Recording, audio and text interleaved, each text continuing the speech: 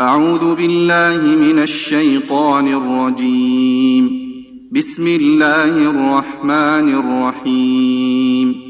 لا يحب الله الجهر بالسوء من القول إلا من ظلم، وكان الله سميعا عليما.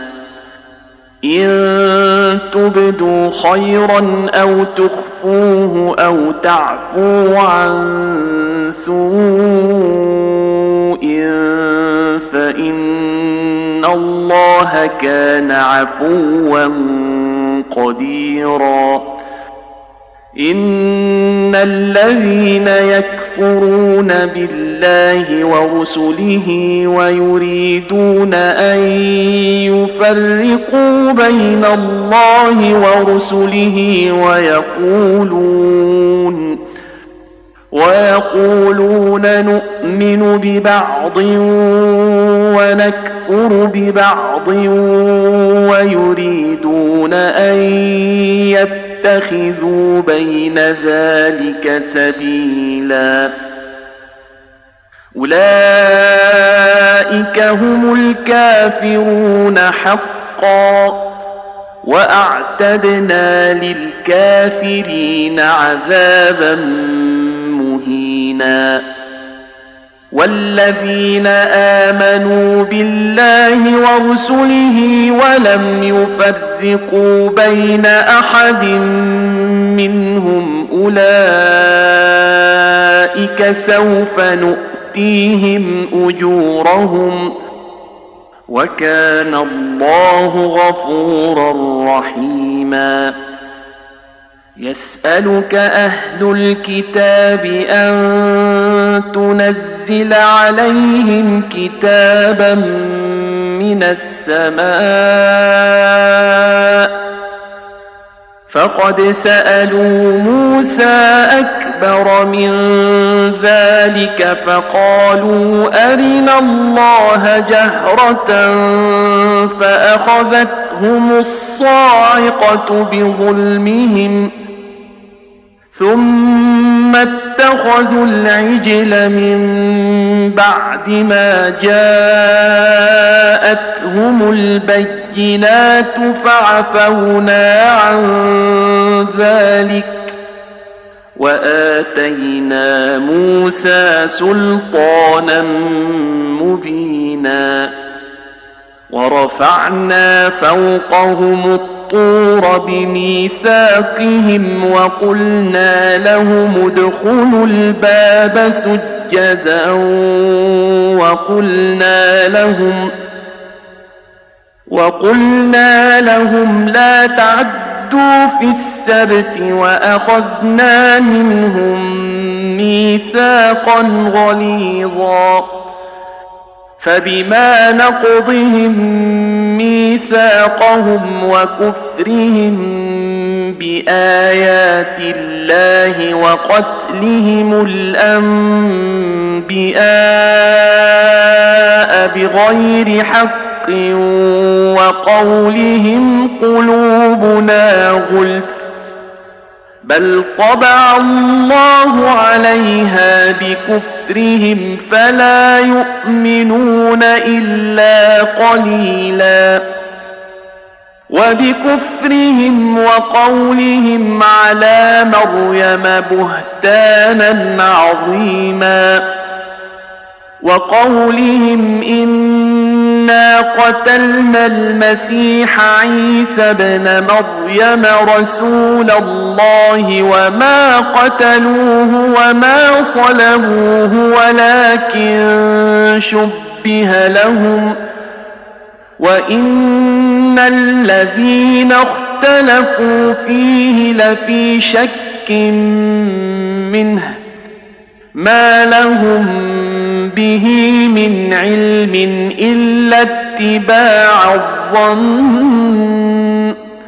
وما قتلوه يقينا بل رفعه الله إليه وكان الله عزيزا حكيما. وإن من أهل الكتاب إلا ليؤمنن به قبل موته ويوم القيامة يكون عليهم شهيدا فبظلم من الذين هادوا حرمنا عليهم طيبات أحلت لهم وبصدهم عن سبيل الله كثيرا وأخذهم الربا وقد نهوا عنه وأكلهم أموال الناس بالباطل وأعتدنا للكافرين منهم عذابا أليما لكن الراسخون في العلم منهم والمؤمنون يؤمنون بما أنزل إليك وما أنزل من قبلك والمقيمين الصلاة والمؤتون الزكاة والمؤمنون بالله واليوم الآخر أولئك سنؤتيهم أجرا عظيما إنا أوحينا إليك كما أوحينا إلى نوح والنبيين من بعده وأوحينا إلى إبراهيم وإسماعيل وإسحاق ويعقوب والأسباط وعيسى وأيوب ويونس وهارون وسليمان وآتينا داود زبورا ورسلا قد قصصناهم عليك من قبل ورسلا لم نقصصهم عليك وكلم الله موسى تكليما رسلا مبشرين ومنذرين لئلا يكون للناس على الله حجة بعد الرسل وكان الله عزيزا حكيما لكن الله يشهد بما أنزل إليك أنزله بعلمه والملائكة يشهدون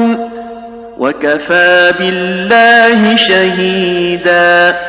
إن الذين كفروا وصدوا عن سبيل الله قد ضلوا ضلالا بعيدا إن الذين كفروا وظلموا لم يكن الله ليغفر لهم ولا ليهديهم طريقا إلا طريق جهنم خالدين فيها أبدا وكان ذلك على الله يسيرا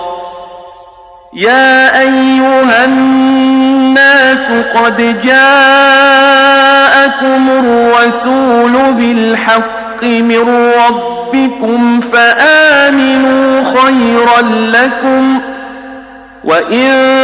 تكفروا فإن لله ما في السماوات والأرض وكان الله عليما حكيما يا أهل الكتاب لا تغلوا في دينكم ولا تقولوا على الله إلا الحق إنما المسيح عيسى بن مريم رسول الله وكلمته ألقاها إلى مريم وروح منه فآمنوا بالله ورسله ولا تقولوا ثلاثة انتهوا خيرا لكم إنما الله إله واحد سبحانه أن يكون له ولد له ما في السماوات وما في الأرض وكفى بالله وكيلا لن يستنكف المسيح أن يكون عبدا لله ولا الملائكة المقربون ومن يستنكف عن عبادته ويستكبر فسيحشرهم إليه جميعا فأما الذين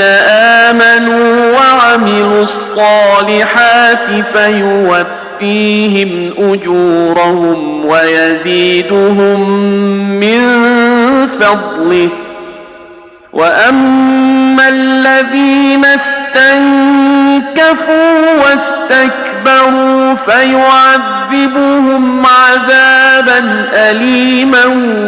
ولا يجدون لهم من دون الله وليا ولا نصيرا يا أيها الناس قد جاءكم برهان من ربكم وأنزلنا إليكم نورا مبينا فأما الذين آمنوا بالله واعتصموا به فسيدخلهم في رحمة منه وفضل ويهديهم إليه صراطا مستقيما يستفتونك قل الله يفتيكم في الكلالة إن امرؤ هلك ليس له ولد وله أخت فلها نصف ما ترك وهو يرثها إن لم يكن لها ولد فإن كانت اثنتين فلهما الثلثان مما ترك وإن كانوا إخوة رجالا ونساء فللذكر مثل حظ الأنثيين يبين الله لكم أن تضلوا والله بكل شيء عليم بسم الله الرحمن الرحيم يا أيها الذين آمنوا أوفوا بالعقود أحلت لكم بهيمة الأنعام إلا ما يتلى عليكم غير محل الصيد وأنتم حرم إن الله يحكم ما يريد يا أيها الذين آمنوا لا تحلوا شعائر الله ولا الشهر الحرام ولا الهدي ولا القلائد ولا آمين البيت الحرام ولا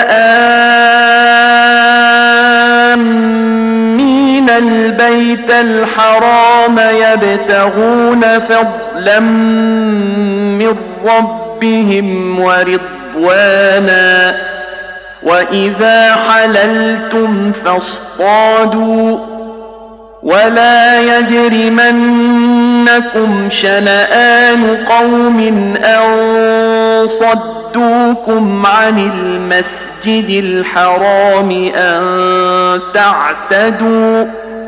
وتعاونوا على البر والتقوى ولا تعاونوا على الإثم والعدوان واتقوا الله إن الله شديد العقاب حرمت عليكم الميتة والدم ولحم الخنزير وما أهل لغير الله به والمنخنقة والموقوذة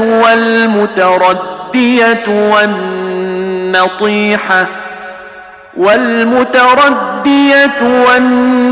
والنطيحة وما أكل السبع إلا ما ذكيتم وما ذبح على النصب وأن تستقسموا بالأزلام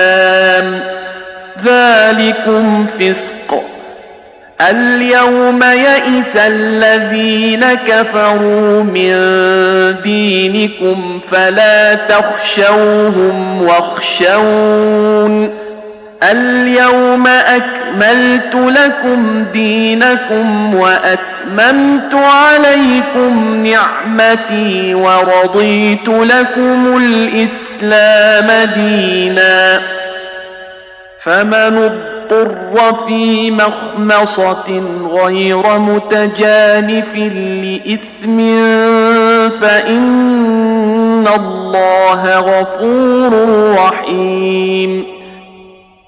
يسألونك ماذا أحل لهم قل أحل لكم الطيبات وما علمتم من الجوارح مكلبين تعلمونهن مما علمكم الله فكلوا مما أمسكن عليكم واذكروا اسم الله عليه واتقوا الله إن الله سريع الحساب اليوم أحل لكم الطيبات وطعام الذين أوتوا الكتاب حل لكم وطعامكم حل لهم والمحصنات من المؤمنات والمحصنات من الذين أوتوا الكتاب من قبلكم إذا آتيتموهن أجورهن محصنين غير مسافحين ولا متخذي أخدان ومن يكفر بالإيمان فقد حبط عمله وهو في الآخرة من الخاسرين يا أيها الذين آمنوا إذا قمتم إلى الصلاة فاغسلوا وجوهكم وأيديكم إلى المرافق وامسحوا برؤوسكم وأرجلكم إلى الكعبين وإن كنتم جنبا فاطهروا وإن كنتم مرضى أو على سفر أو جاء أحد منكم من الغائط أو لامستم النساء فلم تجدوا ماء فتيمموا صعيدا طيبا فامسحوا بوجوهكم وأيديكم منه ما يريد الله ليجعل عليكم من حرج ولكن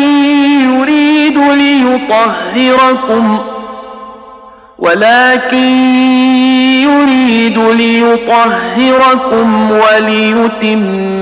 نعمته عليكم لعلكم تشكرون واذكروا نعمة الله عليكم وميثاقه الذي واثقكم به إذ قلتم سمعنا وأطعنا واتقوا الله إن الله عليم بذات الصدور يا أيها الذين آمنوا كونوا قوامين لله شهداء بالقسط ولا يجرمنكم شنآن قوم على ألا تعدلوا اعدلوا هو أقرب للتقوى واتقوا الله إن الله خبير بما تعملون وعد الله الذين آمنوا وعملوا الصالحات لهم مغفرة وأجر عظيم والذين كفروا وكذبوا بآياتنا أولئك أصحاب الجحيم يا أيها الذين آمنوا اذكروا نعمة الله عليكم إذ هم قوم أن يبسطوا إليكم أيديهم فكف أيديهم عنكم واتقوا الله وعلى الله فليتوكل المؤمنون ولقد أخذ الله ميثاق بني إسرائيل وبعثنا منهم 12 نقيبا وقال الله إني معكم لئن أقمتم الصلاة وآتيتم الزكاة وآمنتم برسلي وعزرتموهم وأقرضتم الله قرضا حسنا لأكفرن عنكم سيئاتكم ولأدخلنكم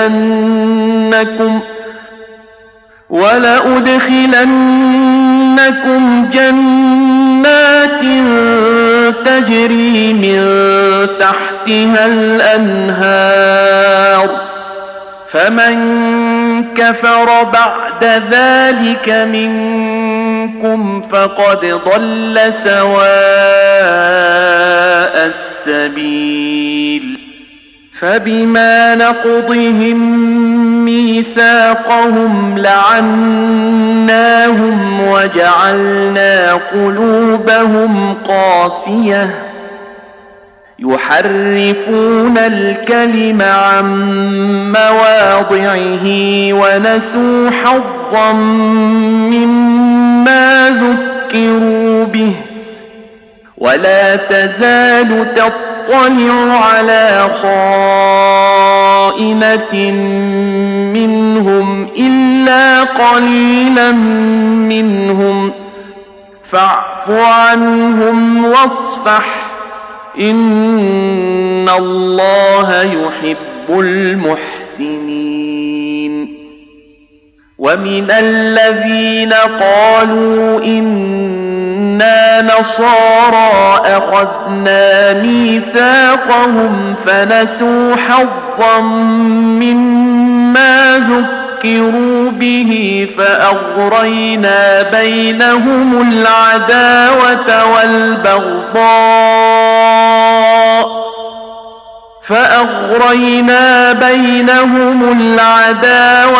والبغضاء إلى يوم القيامة وسوف ينبئهم الله بما كانوا يصنعون. يا أهل الكتاب قد جاءكم رسولنا يبين لكم كثيرا مما كنتم تخفون من الكتاب ويعفو عن كثير. قد جاءكم من الله نور وكتاب مبين يهدي به الله من اتبع رضوانه سبل السلام ويخرجهم من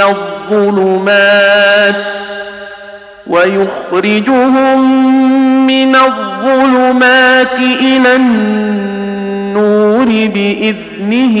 ويهديهم إلى صراط مستقيم. لقد كفر الذين قالوا إن الله هو المسيح ابن مريم قل فمن يملك من الله شيئا إن أراد أن يهلك المسيح ابن مريم وأمه ومن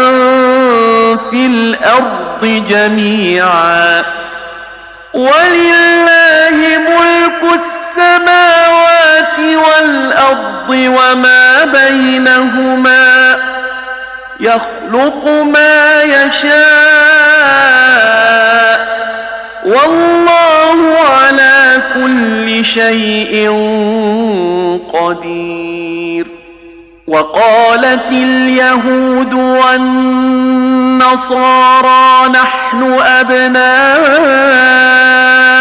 الله وأحباؤه قل فلم يعذبكم بذنوبكم بل أنتم بشر ممن خلق يغفر لمن يشاء ويعذب من يشاء ولله ملك السماوات والأرض وما بينهما وإليه المصير. يا أهل الكتاب قد جاءكم رسولنا يبين لكم على فترة من الرسل أن تقولوا ما جاءنا من بشير ولا نذير فقد جاءكم بشير ونذير والله على كل شيء قدير. وإذ قال موسى لقومه يا قوم اذكروا نعمة الله عليكم إذ جعل فيكم أنبياء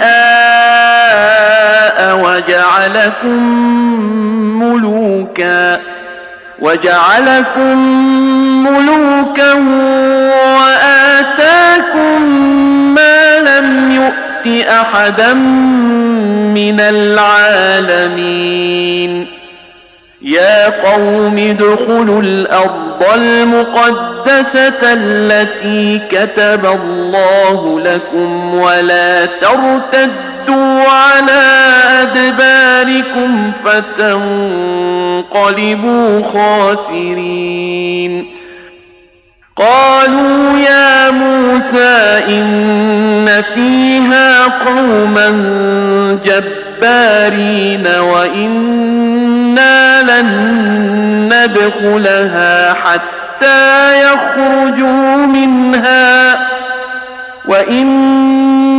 لن ندخلها حتى يخرجوا منها فإن يخرجوا منها فإنا داخلون قال رجلان من الذين يخافون أنعم الله عليهم ادخلوا عليهم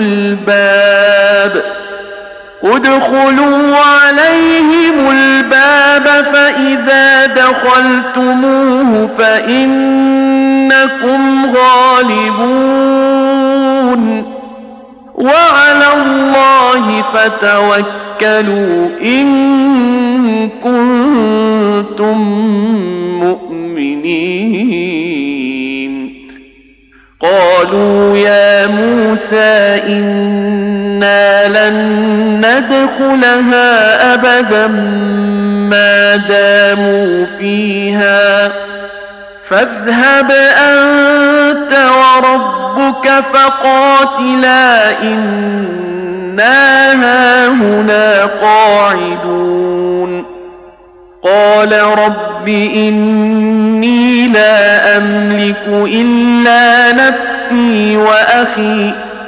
فافرق بيننا وبين القوم الفاسقين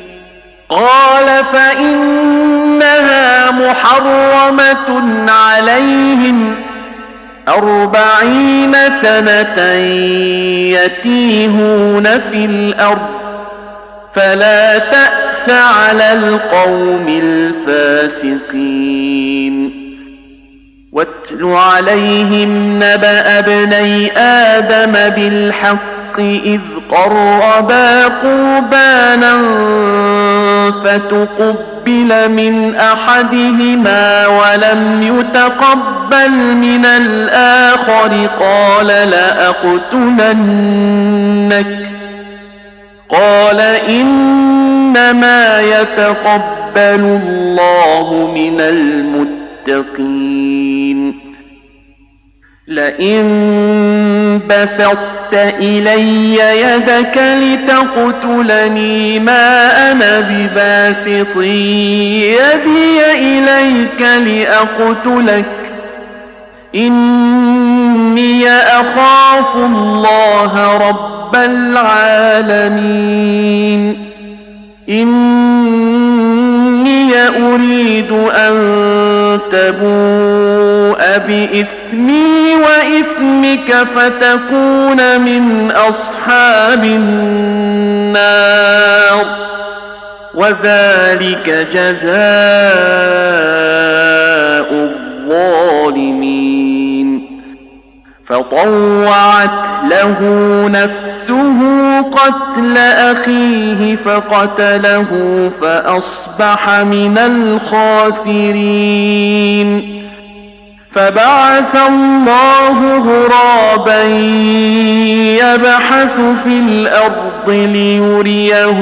كيف يواري سوءة أخيه قال يا ويلتى أعجزت أن أكون مثل هذا الغراب فأواري سوءة أخي فأصبح من النادمين من أجل ذلك كتبنا على بني إسرائيل أنه من قتل نفسا بغير نفس أو فساد في الأرض أو فساد في الأرض فكأنما قتل الناس جميعا ومن أحياها فكأنما أحيا الناس جميعا ولقد جاءتهم رسلنا بالبينات ثم إن كثيرا منهم بعد ذلك في الأرض لمسرفون إنما جزاء الذين يحاربون الله ورسوله ويسعون في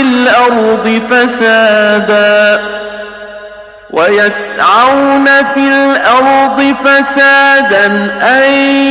يقتلوا أو يصلبوا أو تقطع أيديهم وأرجلهم من خلاف أو ينفوا من الأرض ذلك لهم خزي في الدنيا ولهم في الآخرة عذاب عظيم إلا الذين تابوا من قبل أن تقدروا عليهم فاعلموا أن الله غفور رحيم يا أيها الذين آمنوا اتقوا الله وابتغوا إليه الوسيلة وجاهدوا في سبيله لعلكم تفلحون إن الذين كفروا لو أن لهم ما في الأرض جميعا ومثله معه ليفتدوا به من عذاب يوم القيامة ما تقبل منهم ولهم عذاب أليم يريدون أن يخرجوا من النار وما هم بخارجين منها ولهم عذاب مقيم والسارق والسارقة فاقطعوا أيديهما جزاء بما كسبا نكالا من الله والله عزيز حكيم فمن تاب من بعد ظلمه وأصلح فإن الله يتوب عليه إن الله غفور رحيم ألم تعلم أن الله له ملك السماوات والأرض يعذب من يشاء ويغفر لمن يشاء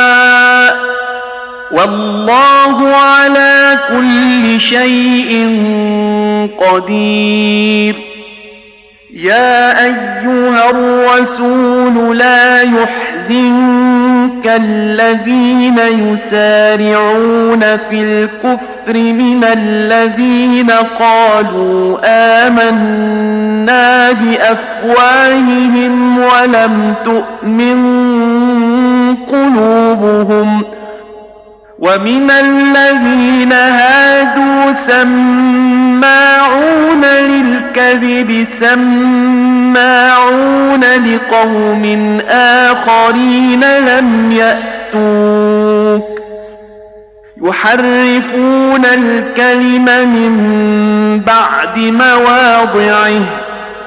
يقولون إن أوتيتم هذا فخذوه وإن لم تؤتوه أتوه فاحذروا ومن يرد الله فتنته فلن تملك له من الله شيئا أولئك الذين لم يرد الله أن يطهر قلوبهم لهم في الدنيا خزي ولهم في الآخرة عذاب عظيم سماعون للكذب أكالون للسحت فإن جاءوك فاحكم بينهم أو أعرض عنهم وإن تعرض عنهم فلن يضروك شيئا وإن حكمت فاحكم بينهم بالقسط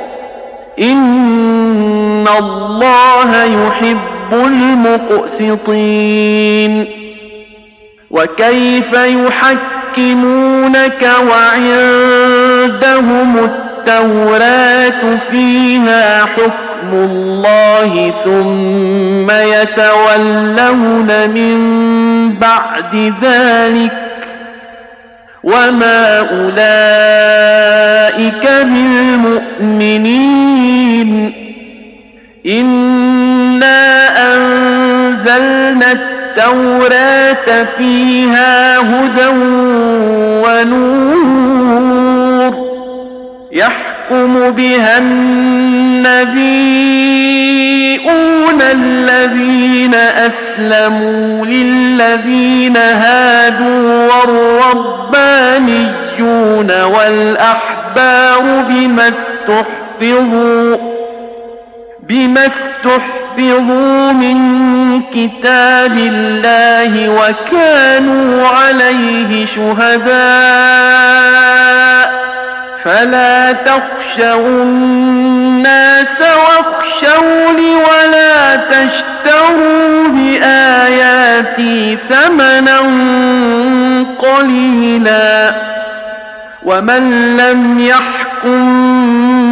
بما أنزل الله فأولئك هم الكافرون وكتبنا عليهم فيها أن النفس بالنفس والعين بالعين والأنف بالأنف والأذن بالأذن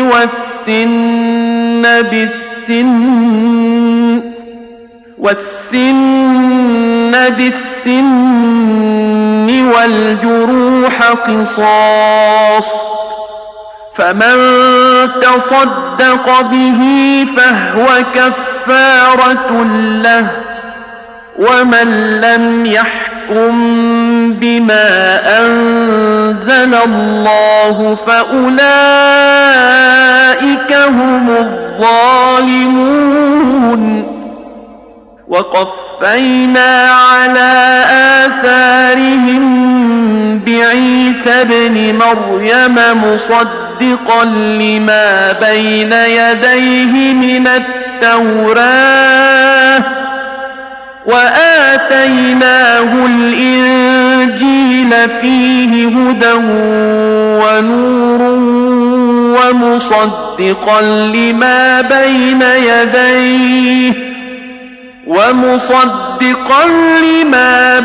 يديه من التوراة وهدى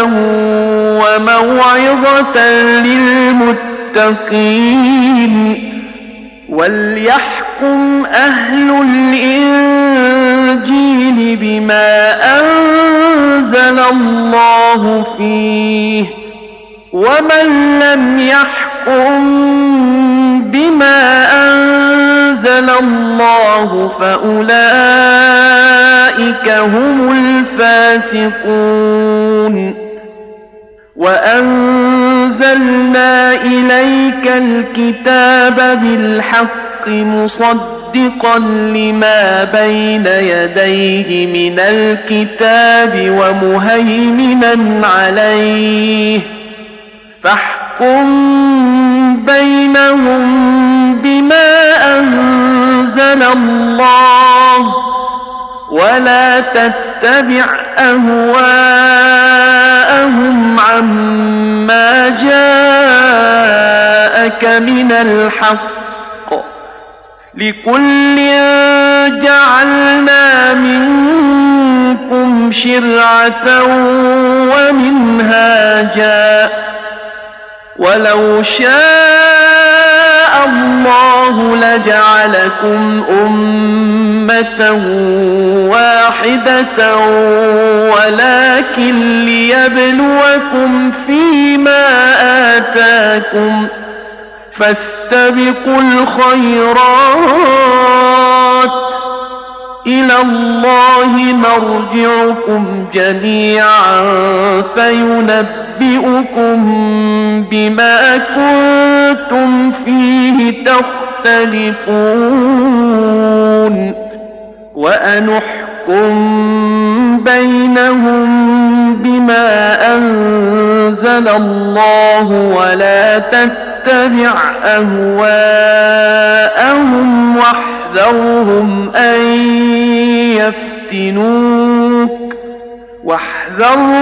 أن يفتنوك عن بعض ما أنزل الله إليك فإن تولوا فاعلم أنما يريد الله أن يصيبهم ببعض ذنوبهم وإن كثيرا من الناس لفاسقون أفحكم الجاهلية يبغون ومن أحسن من الله حكما لقوم يوقنون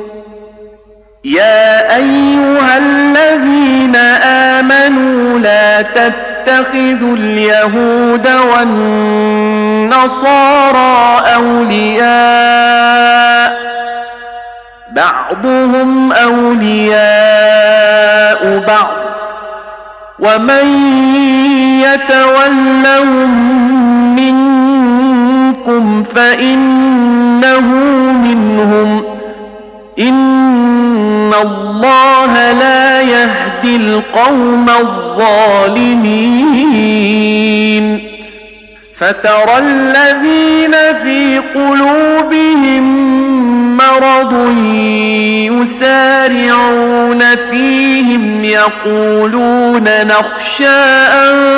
تصيبنا دائرة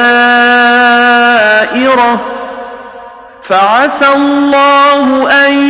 يأتي بالفتح أو أمر من عنده فيصبحوا على ما أسروا في أنفسهم نادمين يقول الذين آمنوا أهؤلاء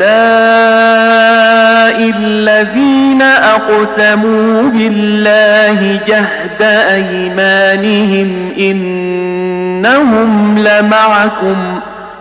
حبطت أعمالهم فأصبحوا خاسرين يا أيها الذين آمنوا من يرتد منكم عن دينه فسوف يأتي الله بقوم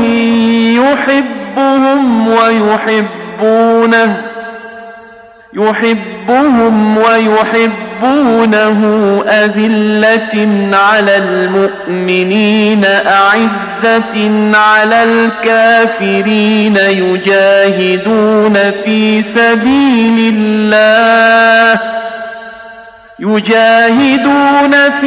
سبيل الله ولا يخافون لومة لائم ذلك فضل الله يؤتيه من يشاء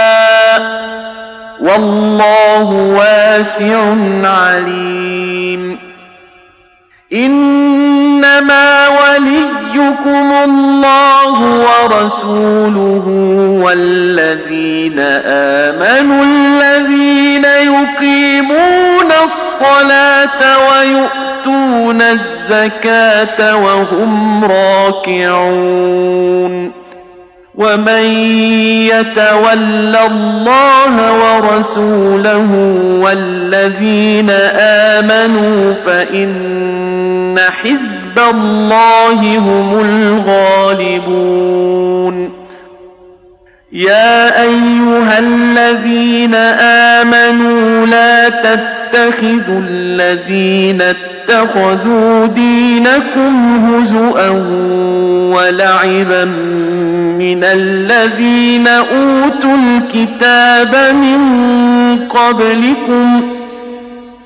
من الذين أوتوا الكتاب من قبلكم والكفار أولياء واتقوا الله إن كنتم مؤمنين وإذا ناديتم إلى الصلاة اتخذوها هزؤا